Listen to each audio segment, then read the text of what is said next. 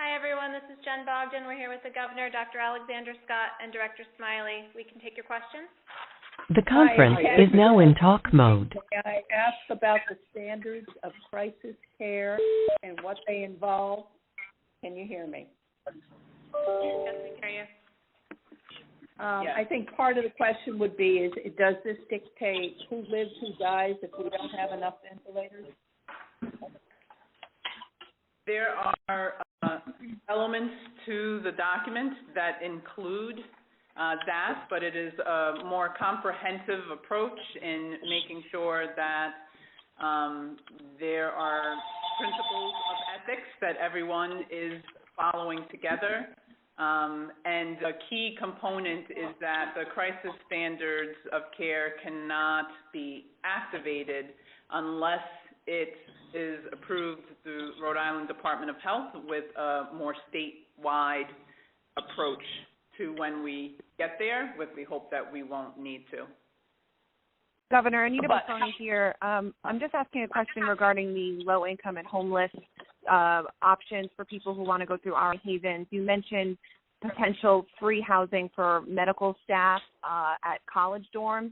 But what specifically are you considering for those who are homeless or can't afford rooms at the discounted rate? I'm not sure. Okay, Tony. So if you have the virus and need to be isolated and you're homeless or quarantined, we have a hotel in Warwick, the Wyndham Hotel, and it's got a couple hundred rooms, and so that's where we are putting people in that category. But for those who are not positive and need to self-quarantine by doctor's orders or are at risk, are you considering any way to make these rooms either free or some sort of program where they don't have to pay because they don't have any funds to do so? For the ones with the doctor's orders, the Wyndham is available. And then other than that, like I said, we're trying to get college dormitories open, which would be free.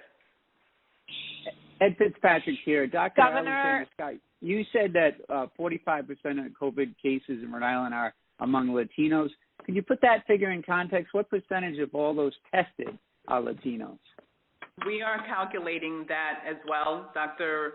Rodriguez reached out with that information, and it because of the number tested, we're working on assessing that number so that we can compare it against what percentage we have. We know you that don't have the number yet. Yeah. That's correct. These are of just the positives. Yeah, the White House plan that was released yesterday, does the White House plan put too much of a burden on states to decide when to open up on testing, or do you like having that kind of local control? It's a helpful guideline, and so I appreciated that they put out a guideline. But this is necessarily a local control kind of an issue, because if you look across America, the experience of different states is very different. You know, if you look at some of the states out west, which are very rural, it's a completely different experience than what we're having in New England and the Northeast. So short answer is no. I think it's appropriate to let states call the shots. When would Rhode Island start thinking about a phase one reopening under the White House plan? When would the state, do you think the state will be in that position to think about opening the phase one reopening? Well, it depends. It would have to be after 14 days of declining cases. So right now, we're still going up, right? Like today, there were how many? 366. Today, there were 366. Yesterday, 309. The day before, 275. So we're going up, not down. So we got to go down for 14 days before we can even think about it. And that's just one metric, by the way. But that's the simple metric of the White House. I want to say one other thing about this. That's one metric that we have to be going down. But the other thing is, and this was in the White House guidelines, is we have to be able to have reliable, affordable, basically free to the consumer, widely accessible testing. And that is the job of the federal government, to help us to enable that. So whoever asked the question, is it okay for the governors to call the shots?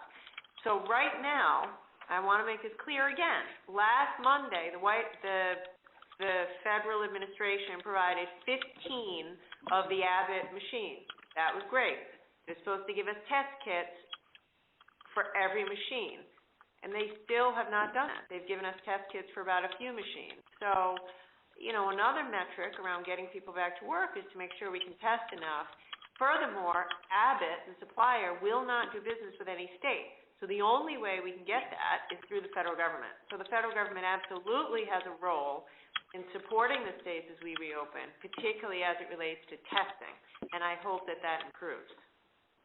Building off of With that, the new Patrick's question about 45%, what has happened, I guess, even since yesterday? Are you any closer to having testing sites in South Providence, West Elmwood, mobile testing ready to roll, translation services, really zeroing in on the most significantly impacted communities? Have there been any significant steps in the last few days? Yeah, it's definitely been a priority focus. We've had conversations in the middle of last week with mayors. We've engaged with our health equity zones that are embedded in each community, as well as with our community health centers. And through the end of this week into the weekend and early next week, we are activating different pods for testing within the community, as well as assigning rapid test availability to community as we need to. So the community has been ready and responsive, and our labs are gearing up, and so we're putting those in place so that we can activate it, knowing that it's critical. Have walk-through testing and accessibility where members of the community are used to being able to get to. Governor, with the mandatory coverage, how many times can an N95 mask be sterilized through the Battelle system? How many times can a single-use mask would be single-use? How many times can it be sterilized through the Battelle system? Can't you ask that to a health expert on a different call? We have the governor. Can you save the questions? This is Michelle Smith from AP. Okay, let's take the questions. Can you save questions about for health experts for them? We have the governor and the health director here. The data shows 3 times at a minimum, and we're looking for an expanded number beyond that. Governor, with the mandatory Governor, face covering order starting tomorrow, you had mentioned last week before you made the order that you wanted the state to be able to provide masks to employers. Has there been any effort on that front to be able to procure and provide face coverings to employers? Yes. We are... Can you get your notes? Hang on, I'm trying to look for my notes. Brian, give me 5 seconds. Okay. So let me tell you where I'm trying to get to with that. We have a list of what we call critical infrastructure workers, grocery stores. You have the list. We put it out. Right. Healthcare professionals, et cetera. I would like to be in a place where we can provide simple surgical masks to most, if not all, of those individuals. And that's why I mentioned in just the last week, we've received 1.2 million of those surgical masks, and we've actually placed additional orders for more than 10 million surgical masks. The thinking behind ordering 11 million masks is that we would be in a position to be able to provide those critical infrastructure workers masks. As I sit here right now, I don't exactly know when enough of them are going to come in, but I'm really hopeful to be very close to making some announcement about when and how we can start to disperse those. Hey, Governor, this is Eli Sherman from Channel 12. Today's been the second day in a row where we've had some deaths be accounted for people who have already died, but then the test results have come back now to determine that they're COVID-19 deaths. How many other people are in that category right now, pending further tests, people who have passed away already but may be determined a COVID-19 death? And where are we in terms of capacity at the medical examiner's office? Are they okay with space right now? So to answer the first part, it is a fluid process in terms of collecting the deaths that unfortunately occur. What has happened, as I've shared as an example, is someone could have a test done, unfortunately pass away, and then take the 24, 48 hours or more to get the test result back to call it a COVID-associated death. There are also situations in nursing homes where different things are going on. They are getting with the family, recovering with staff, and so although we are speaking every day, we're needing to collect the information from the nursing home as well, which can show that it evolves and it is fluid. So we have done well of given the number of deaths that we have at the time, but are sharing with you, particularly as the challenge occurs, those deaths that have occurred, within the few days before. I'll say that most of these deaths that we are reporting, particularly the ones that are somewhat delayed in their reporting, the majority of them are not through our medical examiners. When they come through our medical examiners, we receive that report right away and are counting that within the last 24 hours number of deaths. We are, and not related to COVID, but just in general, but both our medical examiners and our laboratory building looking towards improvements and finding additional space to be able to care for the high-quality work that occurs in that component of the Department of Health.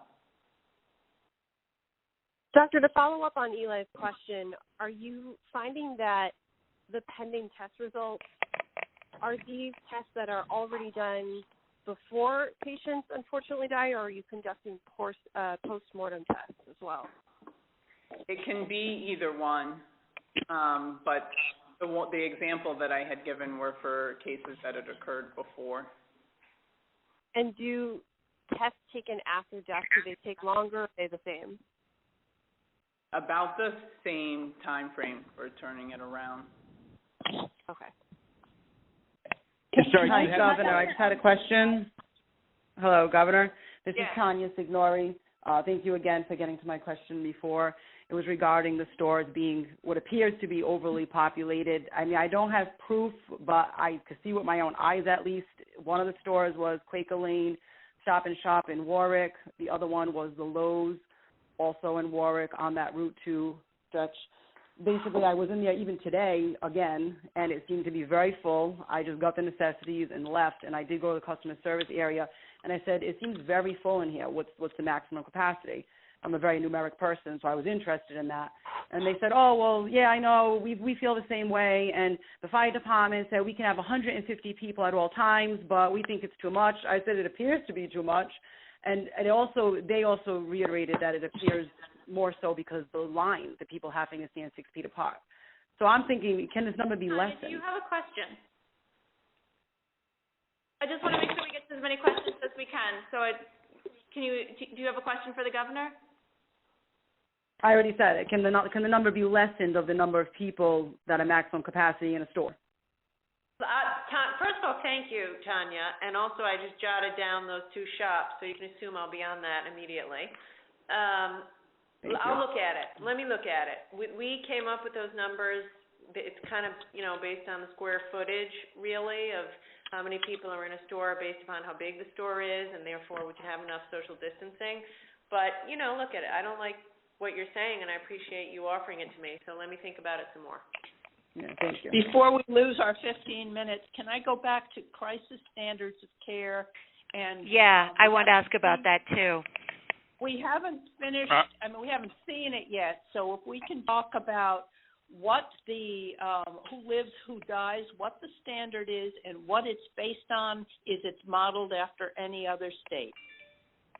Also, is those crisis standards of care public? They are not public as of yet. We are working with the hospitals, and that guidance is being given to them.